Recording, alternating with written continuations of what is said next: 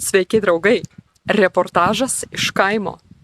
Сейчас я нахожусь в белорусской деревне на ретрите и хочу с вами поговорить о словах по теме каймас, деревня, каймас. Итак, važiuojam. Tai yra troba. Troba.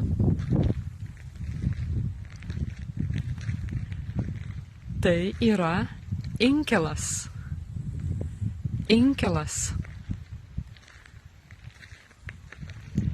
Tai yra tvora. Tvora. Tai yra vartai. Vartai.